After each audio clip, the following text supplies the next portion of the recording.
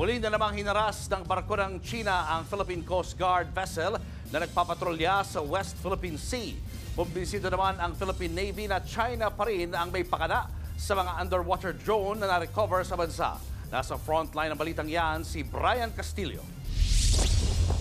Pasado alas 10:30 kaninang umaga nang mamataan ng crew ng BRP Cabra ng Philippine Coast Guard ang isang barko ng China. Nagpapatrolya noon ang BRP Cabra sa may Capon Grande sa Zambales nang tabihan sila ng Chinese vessel. Sa isang punto'y sinubukan pang harangin ng China Coast Guard ang ating barko bago naglayag palayo. Nagpalipad din ng eroplano ang PCG para manmanan ang isa na namang Chinese research vessel na iligal na umaaligid sa may Itbayat, Batanes. Ilang beses sinubukang radyohan ng Coast Guard ang Chinese vessel pero hindi sumasagot ang mga sakay ng barko. Sa gitna ng mga isyu na yan, kumbinsido ang Philippine Navy na posibleng China nga ang nag-deploy sa ilang underwater drones na na-recover sa ilang bahagi ng bansa. Kabilang sa mga sinuri ng militar, ang drone na na-recover sa pasukin ni Ilocos Norte noong July 2022 at ang natagpuang drones sa Calayan Island at Initao, Misamis Oriental noong nakaraang taon. Indicators would point with a likelihood of 55 to 80% these were made in China.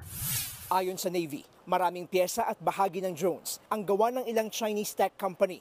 Nakitaan din ng Chinese SIM card ang isa sa mga drone. They have the capability to receive, to process, to store, and to transmit. The last contact that it had was in mainland China. Kabilang daw sa mga kinukuhang datos ng submersible drones ang depth o lalim ng tubig, salinity o antas ng alat, temperatura at ang paglaganap ng tunog sa ilalim ng dagat. Mga datos na pwedeng gamitin sa research, commercial purpose at kahit sa militar.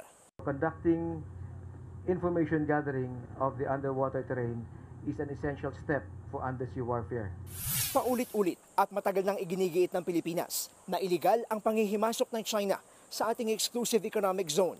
Katunayan, nitong Lunes lang, formal nang minarkahan ng Google Maps ang karagatan sa kanlurang bahagi ng bansa bilang West Philippine Sea. Kaugnayan sa administrative order ni dating Pangulong Noynoy Aquino noong pang taong 2012. Ikinatuwa rin ng AFP ang ginawa ng Google. Pagpapakita lang daw ito ng pagkilala ng international community sa soberanya ng Pilipinas. Alinsunod sa arbitral ruling noong 2016. Nagbabalita mula sa frontline, Brian Castillo, News 5. Mga kapatid, Julius Babaw po. Iba na ang may alam at may pakialam sa panahon ngayon.